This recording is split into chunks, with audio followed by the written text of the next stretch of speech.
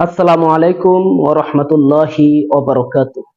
দর্শক, আজকে বুখারী শরীফের একটি হাদিসের উদ্ধৃতি দিয়ে এমন একটি গাছের কথা আপনাদের সামনে বলবো, যে গাছটি সম্পর্কে রাসূলুল্লাহ সাল্লাল্লাহু আলাইহি ওয়াসাল্লাম বলেছেন, এই গাছটি যার বাড়ির আঙ্গিনায় থাকবে তার সমস্ত অভাব অনটন দূর করে দিবেন একজন, তিনি হলেন আল্লাহ। এই গাছটি সম্পর্কে বহু কথা রয়েছে।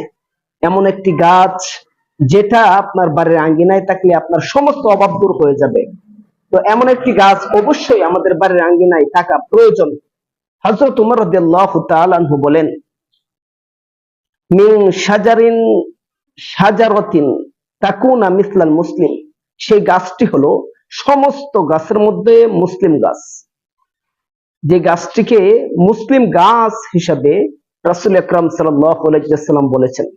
একটি ঘটনা যদি বলি তাহলে আরো স্পষ্টভাবে আপনারা বুঝতে পারবেন। তো সেই ঘটনার আগে আম্মাজান আয়েশা রাদিয়াল্লাহু তাআলা আনহা কি বলেছেন সেই কথাটা শুনে নেই।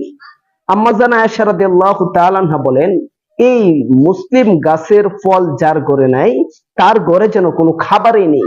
রাসূল আকরাম সাল্লাল্লাহু আলাইহি ওয়াসাল্লাম প্রতিদিন এই গাছের খাবার খেতেন, এই গাছের ফল খেতেন।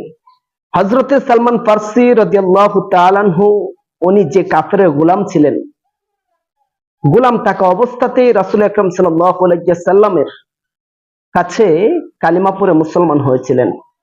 সালমান ফারসি রাদিয়াল্লাহু তাআলা আনহু একদিন রাসূলকে আয়েশা বলে, ওগো আল্লাহর নবী, দিনের বেলায় আপনাকে দেখতে খুব মন চায়, কিন্তু আপনাকে দেখতে পারি না, কারণ আমার যে মনিব রয়েছে সে সারাদিন আমাকে দিয়ে কাজ করায়, আমি তার কাছ থেকে কোনোভাবে আপনার কাছে আসতে পারি না, কিন্তু আপনাকে ছাড়াও তো আমি থাকতে পারি না।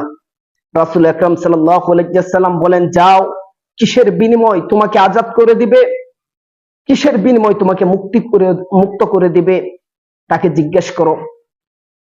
সে যখন কাফেরের কাছে গেলেন, যাওয়ার পরে বললেন যে আপনি কিসের বিনিময় আমাকে আজাদ করে দিতে চান, আপনি কিসের বিনিময় আমাকে মুক্ত করে দিতে চান, সেটা আমাকে বলে দিন, আমি তার বিনিময়ে আপনার কাছ থেকে মুক্ত হয়ে রাসূল আকরাম সাল্লাল্লাহু আলাইহি ওয়াসাল্লামের দরবারে পড়ে থাকতে চাই।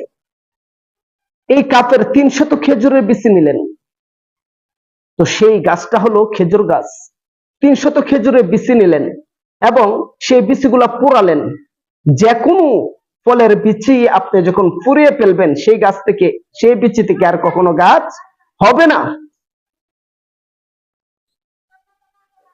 আর সেই কাফের ৩০০ বিচি পোড়ালেন। পোড়ানোর পরে সালমান ফারসির হাতে ৩০০ বিচি তুলে দিয়ে বললেন, সালমান ফারসি, এই ৩০০ বিচি তুমি রোপণ করো, লাগাও। এই বিচি থেকে যখন গাছ গাছ হবে আর এই গাছ থেকে যখন ফল আসবে, সেই গাছের ফল যেদিন আমি খেতে পারবো সেদিন তোমাকে আমি এমনি আজাদ করে দেব। এটা কি সম্ভব? সালমান ফারসি এই বিচিগুলা নিয়ে রাসূল আকরাম সাল্লাল্লাহু আলাইহি ওয়াসাল্লামের দরবারে চলে গেলেন।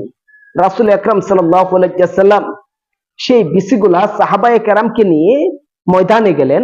যাওয়ার পরে বললেন, সাহাবায়ে কেরাম, আমি ১ ফুট দূরে দূরে এই বিচিগুলা আমি লাগাবো, আর এই বিচিগুলা লাগানোর পরে তোমরাও আমার সাথে থাকবে, আমার সাথে বিচিগুলা লাগাবে, কিন্তু পিছনের দিকে কেউ ফিরে তাকাতে পারবা না।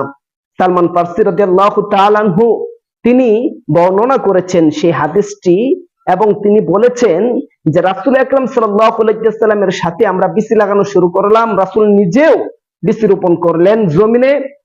বিচিগুলা লাগাতে লাগাতে ৩০০ বিচি যখন শেষ হয়ে গেল, আমরা সামনের দিকে অগ্রসর হয়ে গেলাম। পিছনের দিকে তাকিয়ে দেখি প্রত্যেকটি বিচি থেকে বড় গাছ হয়ে প্রত্যেকটি গাছের উপরে সুন্দর করে পাকা খেজুর ঝুলে আছে। সুবহানাল্লাহ।